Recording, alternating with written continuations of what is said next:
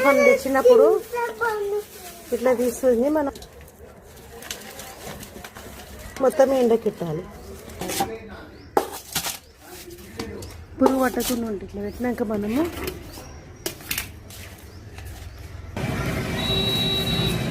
ఇట్లా కూడా అనుకోవచ్చు. మనము కింద వేసుకొని కింద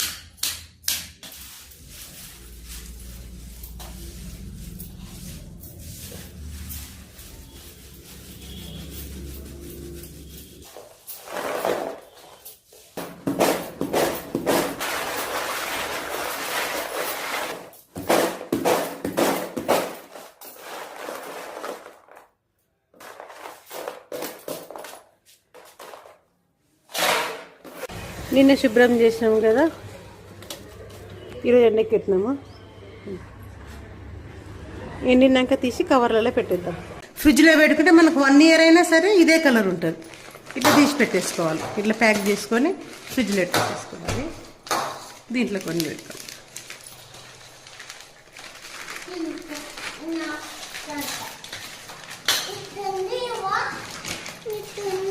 నల్లగా కాదు, మనం ఫ్రిడ్జ్లో పెడతాం కదా, నల్లగా కాదు.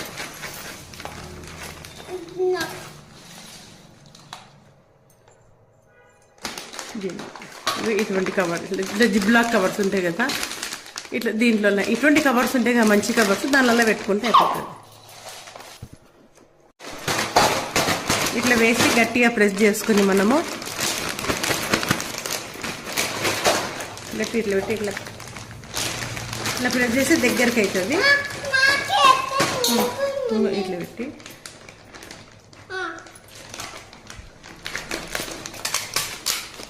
ఇట్లా రబ్బర్ బ్యాండ్ వేసుకొని మనం కిలో అన్నా సరే, మనం ఎక్కువ వాడుకోకుండా కిలో ప్యాకెట్ చేసుకొని పెట్టుకోవచ్చు.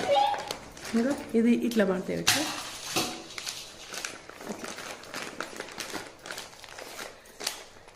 ఇట్లా చేసుకున్నా సరే, లేదంటే ఇట్లా అగరబత్తి పెట్టి ఇట్లా కొన్నాకెళ్ళి మొత్తము అతికిచ్చినా సరిపోతుంది.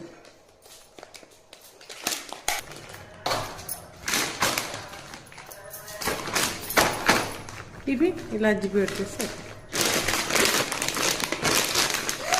ఎట్లా అయిపోతుంది. ఇవి మొత్తం కలిపి 2 kilos ఉన్నవి. నీట్గా అయింది చూడండి. సంవత్సరానికి ఇది బ్లాక్ కాదు, ఇట్లనే మంచిగా ఉంటుంది. మనం ఒక రోజు ఓపిక చేసుకొని పెట్టుకుంటామంటే సంవత్సరం పాటు పురుగులు లేని చింతపండు తినొచ్చు.